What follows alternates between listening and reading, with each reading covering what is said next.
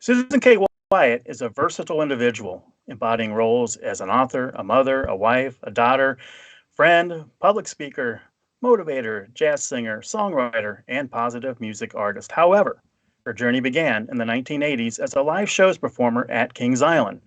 Alongside Ryan Sir, I'm Don Helbig, and this is Tower Topics.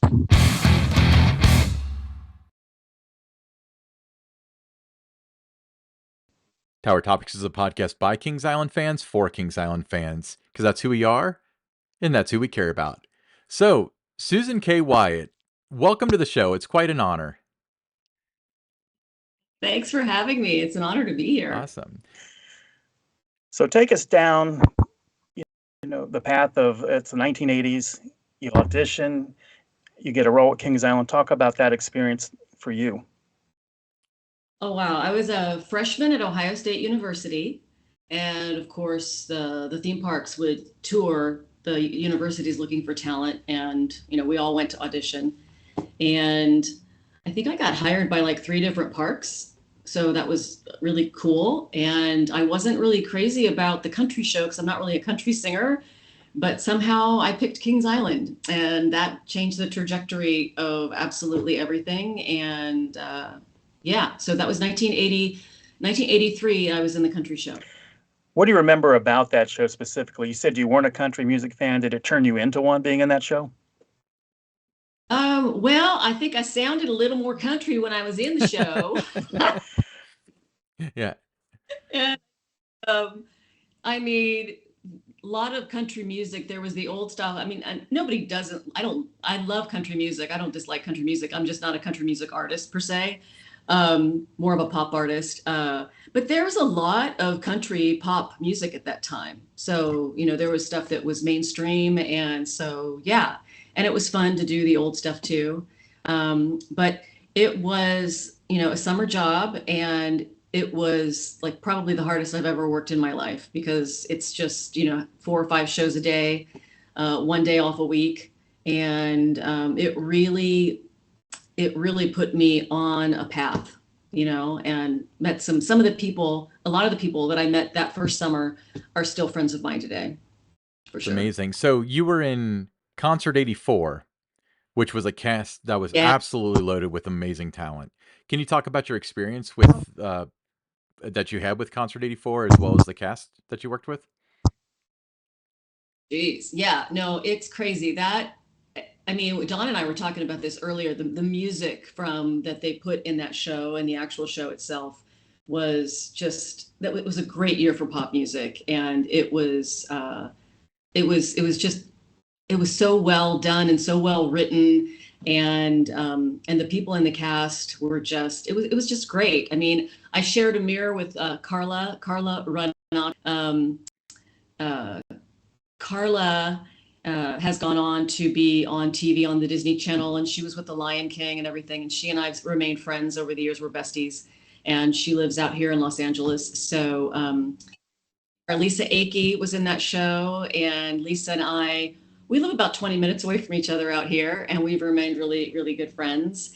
And Randy Charleville was in that show. He's in New York, and he's done a lot of different shows. I think traveled with Wicked and different shows, and he's one of my best buddies. And it's just fascinating when I look back at the photos. I got so emotional because thanks to social media, I've been able to reconnect with people that maybe I hadn't even talked to in 20 years, that kind of thing. And it's been as much of a negative thing as people have with social media. It's been really positive for me. Yeah, of all my years of watching shows at Kings Island, and I'm going to date myself here, but I go way back to the beginning of my mom would make me go to the shows when the park first opened in 72. But sometimes you have a show, it's really well written, but maybe not the right cast for it. Other times you have a great cast, but maybe it's not the best written show. But this one was just that one show of all the years I've watched shows at Kings Island that just both of them came together beautifully. Oh, man. Uptown Girl, we got to sing Uptown Girl, that whole song, and then oh my God, the music. And every time I hear those, if I'm in the supermarket and I hear those songs, I will usually text one of my friends. From that show. That was really good. Paul Ward was on keyboard, Jim Parocco on bass, and Kyle, no, that's his son, Bruce Knepper on trumpet. And what's funny is I was making that summer, I have a picture of it, I'll have to send it to you. I was cross-stitching a pillow for my mother, and it had a unicorn with a baby unicorn on it, and every guy in the band stitched on that pillow that I finally gave my mother. And so when I see it, it's at home on a bed in the spare room. And I looked at it, I was like, I said, Mom, do you remember that all the band members decided they wanted to learn how to cross stitch? So I see that pillow and I think of all of them, like trying to cross stitch in the green room. So it was like a family. It was like you spend so much time with people, and you just love the music, and you're doing the same thing every day. It really brings you close together. So, yeah.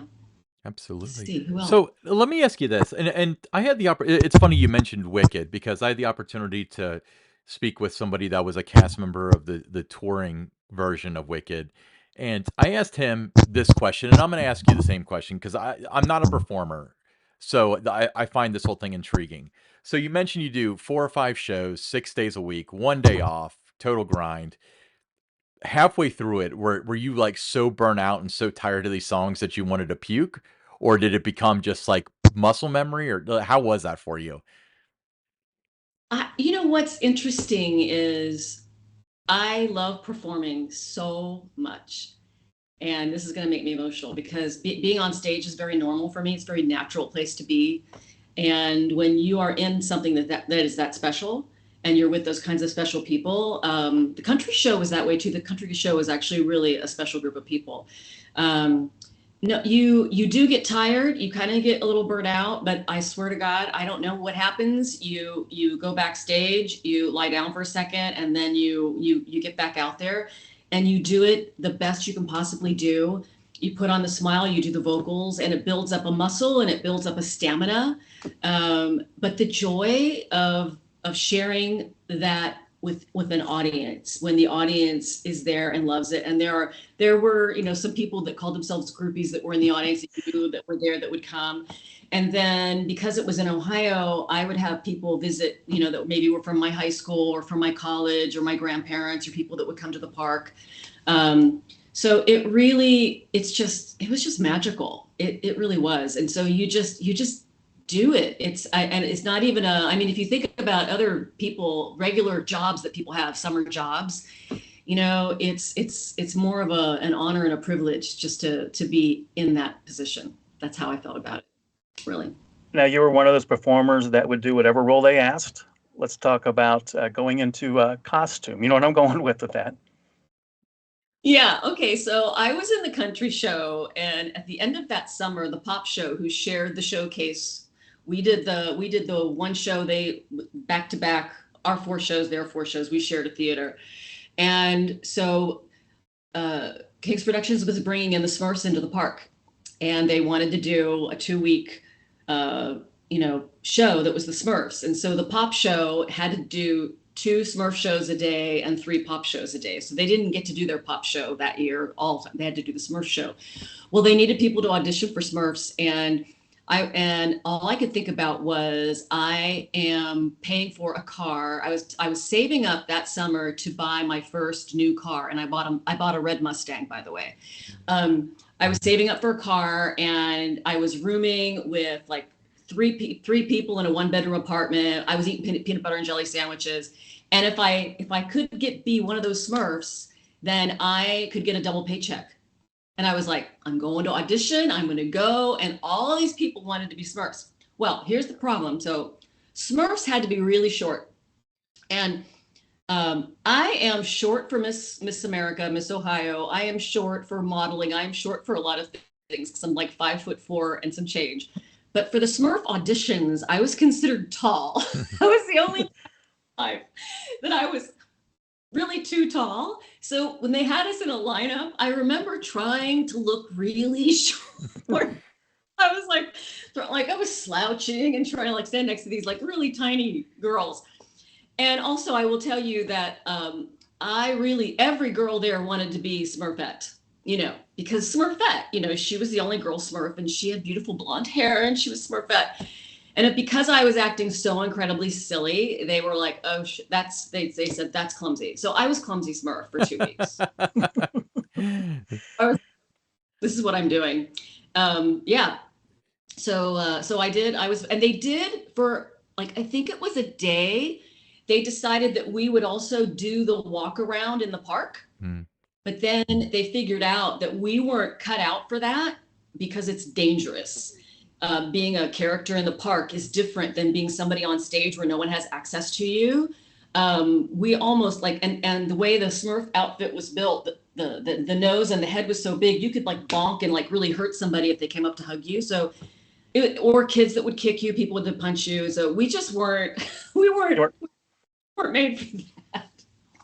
So we didn't have to do that. But yeah, so I was a Smurf at the park while I was in the country show, and that I would say that 2 weeks was probably the most tired I'd ever been. Yeah. Okay. Yeah, I can imagine I would wear you down. Yeah. So you checked off playing a Smurf from your bucket list. I didn't see that one coming. And then you went on to be Miss Ohio 1987, correct?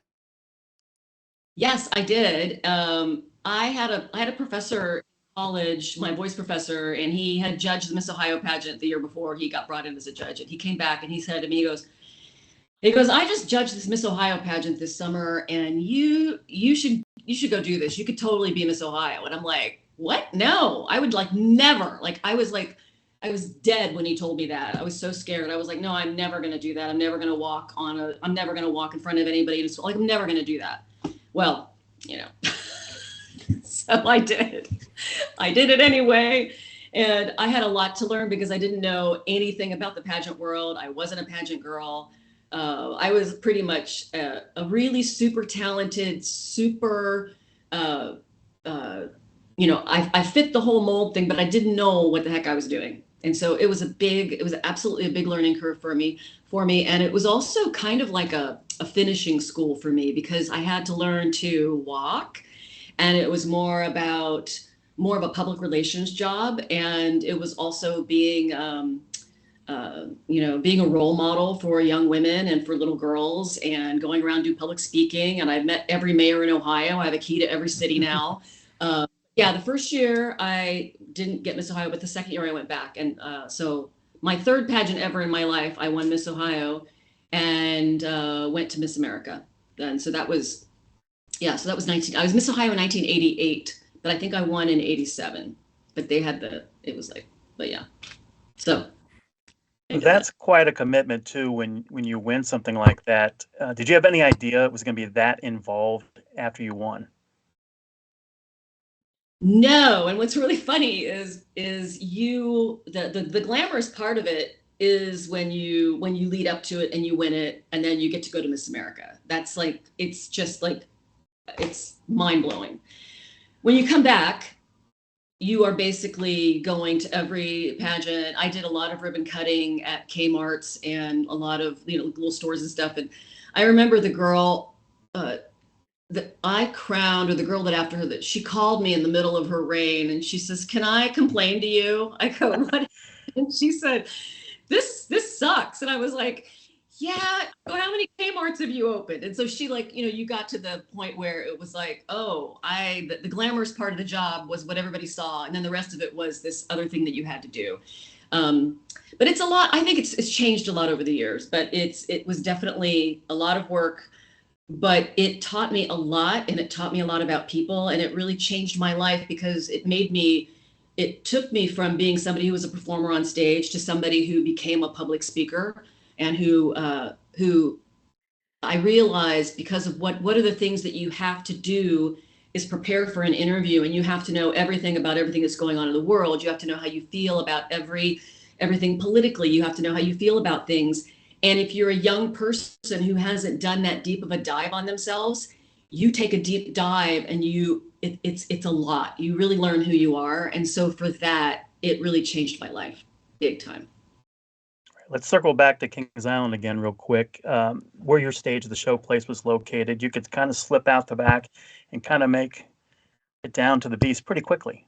So Yeah. how often would you and the other cast members, either give that some thought or actually between shows, hey, let's go catch a ride? Dawn, it's funny you should mention that.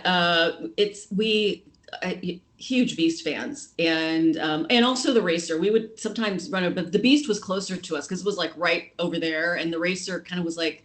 But there are days in the park in the summertime that were weekdays that were less populated, and there wasn't as many people. And so we could, on a break, we would plan it ahead of time. We were like, okay, we are going on this break. We are going to take our costumes off really quickly. We are going to run to the Beast. We are going to ride the Beast, and we're going to get back in time. And we were like completely exhausted, totally sweaty, and we would put our costumes back on and we started the show. So I would say it might have even happened once a week. So I don't think I've ridden roller coasters as much as you, Dawn, but we did make an effort. Yeah, I would occasionally see the cast riding, and I would think, what happens if it gets stopped on the lift hill while they're up there? And then the show's going to go here in about 15 minutes.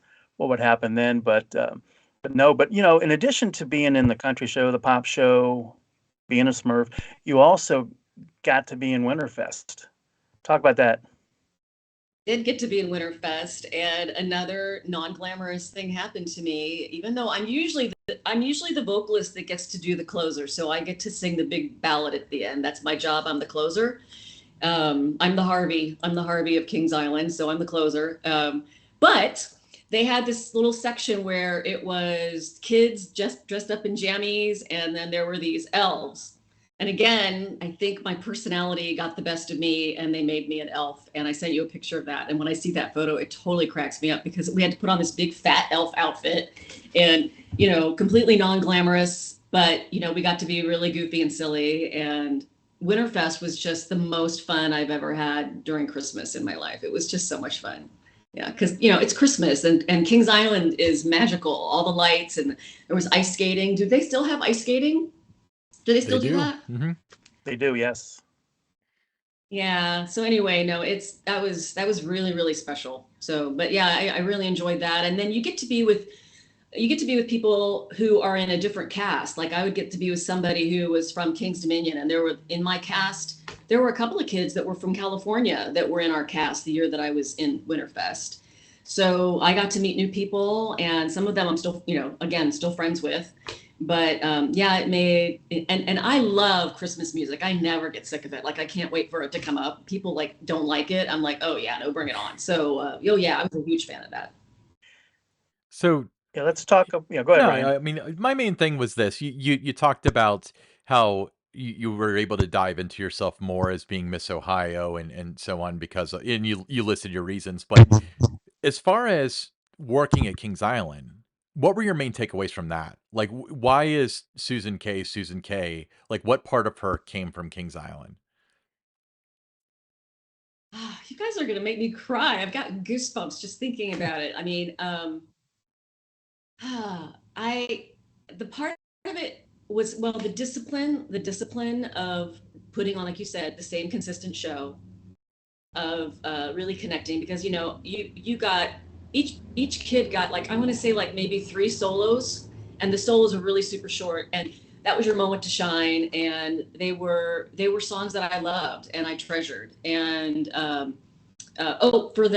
in the country show, I was the one that came out and did Peace in the Valley. That was the big solo at the end before we did this whole tambourine thing. And one time I was driving from Ohio State, and I think I had a 79 Thunderbird, big old car. And I was so exhausted that I had fallen asleep at the wheel from Columbus, Cincinnati. And I woke up, and I was, in the middle where the grass is in between the two roads. I was on my brakes, and I was spinning in that thing. This was on the way to work. The car stopped, and I noticed that no one stopped. Like people were driving by. Like, I don't know how normal this was, but I sat there and I thought, oh my God, all I could think of, I'm young and I'm not going to make it to work. I mean, I almost got myself killed, right?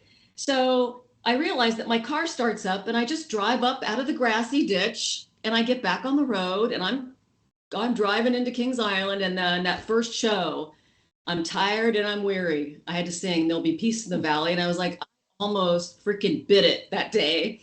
That was the one time I remember singing that song. But I remember that one, and just the closeness of the people that were there, and just I don't know. It's the work ethic, and it's the closeness. It's the opportunity to really hone your craft. Yeah, I don't know. It was just and just family memories. I remember my mom and dad used to be in the campground. They would bring their camper down, and there used to be that campground. Yep. Came down, and it was Easter, and it was snowing. And I remember my mom had brought some eggs, and my mom and dad were always bringing stuff for the cast, candy and cookies and whatever. And she always reminds me of the time that they came to Kings Island and it was snowing in the campground. And I'm like, yeah. So it's those relationships, it's the people, yeah, that I remember the most. Absolutely. Now, when you were on shows, you mentioned a little earlier, you had the core fans, referred to it perhaps as groupies, and that were always there. What was that like to know that you at least had these people in your corner every show? It was really sweet, actually. It was sweet. They were nice, and you could tell that for whatever reason, that they had the time to be there. And and they would also take pictures, and they would give you photos that you would never even get, because people weren't taking pictures back at the time in the day. But and back then they would have to hand you an actual physical picture, because we didn't have the iPhones back then. So we don't have all the digital memories and all that kind of stuff. So we didn't have that. But I don't know. I don't think that it was anything really. There was one groupie that liked to take pictures of the girls when they twirled around, and you could see their bloomers. There was one guy who enjoyed doing that, and we were like, okay, like, I don't know. I played a role in getting that person banned, by the way. But anyway, I'll send you the details on that. But yeah, I know exactly who you were talking about. Yeah. So no, I think back then it really was harmless. I didn't feel like at any time that there was anything really, really super bad going on. So I don't know. I think it was pretty harmless for me anyway. I don't know how anybody else saw it. Yeah, but you look at it back then. I mean, I thought your years were kind of the peak years for Kings Island entertainment, because not everybody's a ride person. Not everybody's a water park person. Not everybody has kids to be kids area. And there's, the parents in that sometimes when the kids are off, the teens are off, riding the roller coasters. It gave them something to do. So I always thought it was important. It didn't show up in the surveys always, why you would come to Kings Island or why you would buy a season pass, but it was important. Yeah, it's very interesting to me going back to parks as an adult. And of course, I'm married to Larry Wyatt, who's a theme park designer, entertainment attraction kind of person. And I know that what kind of thought that goes into creating a theme park or any kind of entertainment space, where you are designing something that has something for everyone. And, my mom and dad, even back then when they were like, they were still young in my book, but that, my mom didn't like to ride big rides or roller coasters. And so there needed to be something for her to do.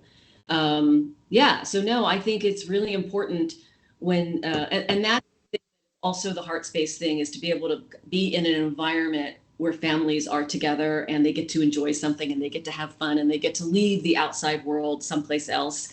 And they get to just, enjoy just silliness and fun and, and entertainment and good entertainment. The third show that I did was Gotta Dance. The third year I was there, I was in Gotta Dance. And that was after I was on a USO tour. I went on the Department of Defense tour right before that summer.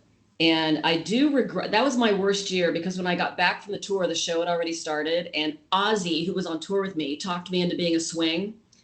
And he said, oh, you're going to make more money. And of course, I'm thinking about my car payment. I'm like, oh, yeah. And then I get to sing all these different things. Well, that's not true, because the swing had to do dance tracks. Now, I'm a fake dancer. I'm not a dancer. But then what happened was, to sing that summer, it was really self-esteem. This is kind of a little darker place to go. But also one of the dancers got hurt and I had to be in her track.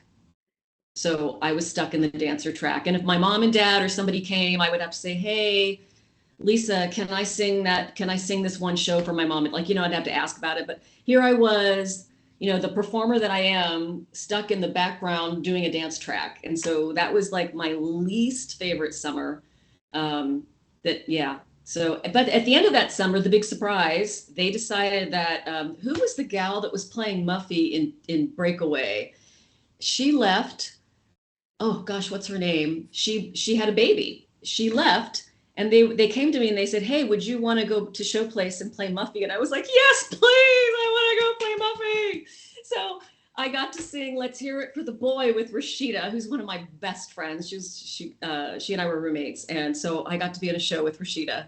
And later we would be in a show band together through Jack Rouse Associates. We were in a show band together, and I got to sing with her a lot more. Just one of my favorite singers on the planet. But yeah, there were I learned a lot from even the times that I wasn't very, very happy but for the most part, it was, you learned like, okay, I learned a lesson from that. I learned to not listen to somebody who's giving you advice that, you know what I mean? It's like, I should never have followed that advice, but I didn't know I wasn't sure enough, or I didn't know what the advice was leading me into. So anyway, so that was my last summer at Kings Island before, and that was the summer before I started doing Miss Ohio. Now, during that year, did you enjoy being indoors for a show like Gotta Dance in the Kings Island Theater, or did you like being in the Showplace Theater outdoors better? I was thinking about that today because I'm an outdoors girl, man. I love being outside. I love nature. You'll find me outside most of the time, and I do love being in a good, and the inside theater was beautiful, and it was wonderful, and it was magical, and there were some good moments in there. But for the most part, there's something super magical about the Showplace. There really, really is. When we went, we had was it in 2019 that we had the reunion, and Yes. we all went over to the Showplace. And it was like walking in there, and it was just like crazy, and these cute kids on stage, and just anyway, it's just the Showplace. It's magical. It really is. Can you expand more on your experience of the 2019 entertainment reunion? Like, what do you remember about that? What do I remember about that? I remember seeing all of these people and feeling like, oh my God, it can't have been that long ago. You know what I mean? It's like it's that long ago. And to be able to hang out and just go play in the park. But then there's also that weird feeling, and most of us were like performers, and most of us are still performing. It's very odd to be in a place and not be performing. Mm-hmm. I mean, because I'm there, that's where we work. That's what we do when we're there, and that's not why we're here today. So for me, it's like, oh man, I want to, you want to do something, but to see the park from a different set of eyes, and of course, I had my kid with me, and Larry came with me, and just to hang out and see the park again, see what's still there and what's not there, and it's I don't know. I really love being there. There's lots of memories, and kind of creating some new memories. So Excellent. That's what it was. So tell us what you're doing today. Oh gosh. So what I'm doing today is, well, my music that I've been creating since my first CD, my music since was 2001. And I have like four complete music things that are on iTunes all over the world. I used to perform more. It's kind of spiritual music. Some of it's spiritual, some of it's positive pop music, and it's just out there in the ethers. And I get paid. I get listed of the gazillion downloads, and then I get like 2 cents. It's like that crazy thing. And then there was a time period where I lost my voice completely. And at the time I was singing with a couple of different big bands, and I was doing a lot of jazz work out here, and I thought that was a direction I was going to kind of lean towards. And then I lost my voice, and for a lot of different reasons I won't go into right now, but I thought I was never going to get it back, and it was devastating. Of course, when you lose something that's that special to you, that's been your thing your whole life. So I ended up leaning more towards writing, and it turns out that I've been a writer my whole life, but I just wasn't doing it. And I ended up writing the book, and I did write a book about the pageant, and it was like I think it's been 5 years now since I wrote that book. And the book, I got talked into making it more about raising a daughter and how I'm raising my daughter with all of the things about the pageant. The book initially was about all the areas of competition of the Miss America pageant and how they actually apply to real life without having to be a princess, without having to even do that. Interview. Anybody who has to go up against a girl who's competed in that system with an interview, you're not going to get the job. She's going to get the job. She's really good at it. You have to have your talent. Your swimsuit is your talent. You should be using your gifts in your life just for your own enjoyment, whether you're performing or not. Your swimsuit is your physical fitness. Physical fitness is a really important part of life. And of course, evening gown is personal style. And it doesn't have to be a gown. It can be pants. It can be anything you want. And I always laugh at people who say, well, I don't have a personal style. And I go, well, you saying that you have one, that's your personal style. So you have one anyway, whether you're like, I don't have style. I'm like, that's your style, not having one.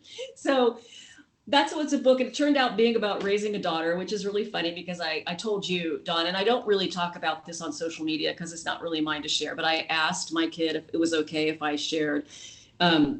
Right when my book came out was right when my kids started realizing that they were trans and they were transitioning. So people are constantly asking me about my daughter. And I say, well, I don't really have a daughter anymore. And so once that book, it came out, it was in that space, I was like, I can't promote the book. I can't so that kind of was that thing. And so I think it's taken me a while to figure out, okay, where am I going now? Where am I pivoting to here? And I've spent even though I did all the 4 projects and I have a children's music thing that we're going to start promoting more now. That's really amazing music. It's called The 12 Gifts of Birth. And I actually co-wrote this with 2 other really brilliant people. I'm going to start promoting because I keep getting more and more inquiries about it for children's choirs and kids who have, teachers who have little kids. It's a really beautiful project and it's for self-esteem purposes and everything. So I have, of all the music projects that I've done, it's me trying to figure out what do I want to do now? And what I heard a couple of months ago was Jane Fonda when she was turning 60, because I turned 60 in September this year. And she talked about the first act and the second act and the third act. And she said the first act of her life, she was an actress and a performer.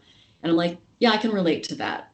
The second third of my life was spent being kind of a wife and a mom, which I absolutely relish those 2 roles, and I still do. I did, and I still wrote music and I still put everything out. And I was still doing everything I was doing. My music is out there. But now my kid has grown and I'm in this, it's the third act. And I'm like, so now I get to figure out what direction do I really want to go in? So that's kind of where I've been. It's like, okay, I've done this kind of music. I've done that kind of music. I've written things. What else do I want to write about? What do people, what do people want to hear about from me? And what do I want to share with the world? And so that's kind of, you caught me when you say, hey, you want to talk about stuff. I'm like, yeah, I do. Because I'm like, this is the time I'm really thinking about, what the next thing is. So that's kind of where I am. Awesome. Well, Susan, we really appreciate, Susan Kay, without being corrected. I appreciate you taking the time on our shows. Before we let you go, can you let us know if anyone's more interested in your music, your public speaking, your book, where can they find you out there in the ether of the internet? Yeah, Susan Kay Wyatt, SUSAN KAYWYATT. If you Google me, everything pops up. But I think my current website, which I'm beginning to revamp, again, I'm in transition, is SusanKWyattAuthor.com. And I believe you still can buy my book online. It's a great little book, and it really is helpful for women who are trying to, figure out who they are or how they're raising their kid. But yeah, my music is on iTunes or on any of the platforms because it's through CD Baby, and so my music's out there.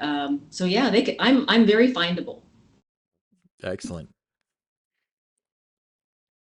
Well, Susan Kay, it was great having you on and kind of catching up with you a little bit. And anything else you want to say before we let you go? Well, thank you so much for this opportunity. Honestly, I was so excited when you reached out because I love doing podcasts and things. And I had a radio show at one time with somebody, and I really miss, just sitting and chatting about things. And it was great to go down memory lane and also to have a moment of just complete gratitude that Kings Island was, that in my life and still remains a big, huge part of my life. And I'm just really, really grateful for that. Awesome. So thank you. Awesome. So if I'll look for your book on Amazon, and I will put a link in the description. And so hopefully people can read it and get a little bit of inspiration about your journey and everything that you've learned from the many, many things you've done. But Susan Kay, thank you so much once again. We really appreciate it. Well, it was fun having Susan Kay on. Don, let's go to the listener question. All right, our question comes from J.C. Evans. He says, what will eventually replace Vortex? I feel like Vekoma is back on the list of possibilities. And, I have to agree with him. What about you, Ryan? I think Vekoma would be an excellent choice for that location. Yeah, I mean, have you ridden Big Bear Mountain? If we can have something half as good as that, that would be amazing. Um, so Vekoma, and we've discussed this many times, but to reiterate, Vekoma is dipping their toe in the water with Cedar Fair with Snoopy Soapbox Racers. Assuming it goes well, the construction goes well, everything's on time and on budget and so on, and the ride's reliable and it goes over well. I think this could be a foot in the door for new Vekoma to be partnered with new Cedar Fair / new Six Flags, however it shakes out. But yeah, I'd love to see it. I'm very impressed with where Vekoma is nowadays. Yeah, exactly. And I just wrote a piece the other day on my blog, Theme Parks by Don, about Vekoma unveiling an innovative switchback coaster that's going to be at Australia's Dream World. So something like that even would be a good fit for that spot. So yeah, I'm all on board with Vekoma going in that spot with something. Yeah, I mean, the only drawback is that a lot of these companies, when they're new, can have very affordable products, but Vekoma is not new. They're reproving themselves. But remember, Big Bear Mountain was the most expensive ride in Dollywood history. So they certainly didn't spare any expense when it came to that. And now a lot of that is simply that the price of steel is much higher now than it was from when I started this sentence, essentially. But I it when if they put something like that or any kind of a coma that's not a little family boomerang or what, or a good gravy kind of thing, um, it's gonna be a major, major investment. So if they decide to do 15 to 20 and do a dive coaster, or if they decide to step it up and to do 25 or so to get a Big Bear Mountain kind of thing, um, that's going to be really dependent on the situation that they're in at that time. Now, it's no real secret that they don't really have plans for the spot, which means that it's not coming anytime soon.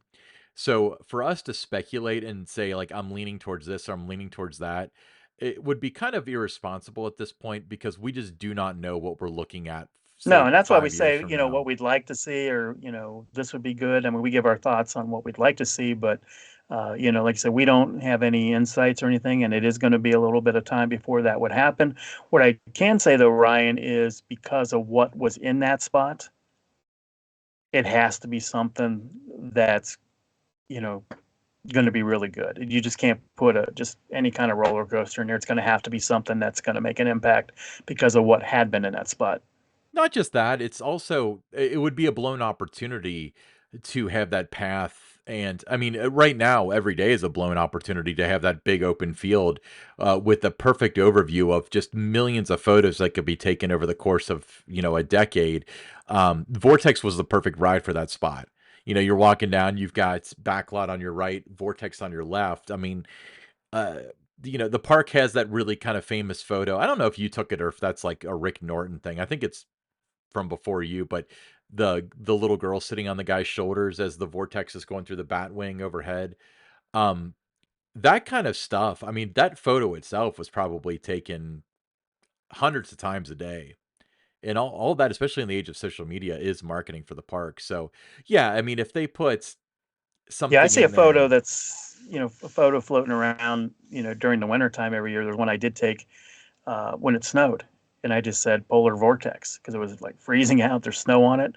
And that photo resurfaces, all the time through my feed at this time of year. Yeah. So very good question. Yeah, so thank you for submitting that, JC. We get asked that a lot, and we're probably going to address it every several weeks because the thought process has changed. Because if you said if they were going to add something next year to that spot and it was a coaster, what would it be? Well, it's like, well, we know the situation we're in right now, so I mean, if it's going to be major investment, it's going to you would get something similar to what Dorney Park is getting more than likely, which is balling on a Yeah, budget. Nothing wrong with it, but that's what no, you're going to get. Uh, I think in the interim, just bring back the canoe ride in that spot. they'd have to dam off the other end to stop the beast from getting wet, though, right? You can make it work. So you're We just proposing got to to have me. fun with it, right? So you're proposing to build a $10 million lake as a temporary holdover so people can canoe in there and people would have very little interest in it and it would probably be too dangerous for today's world. Who knows? But no, anyway, you're right. I mean, it's a missed opportunity every time somebody walks around that corner and there's nothing there with it. But appreciate the question, JC. But it's going to be a while before something does go in there, in my opinion.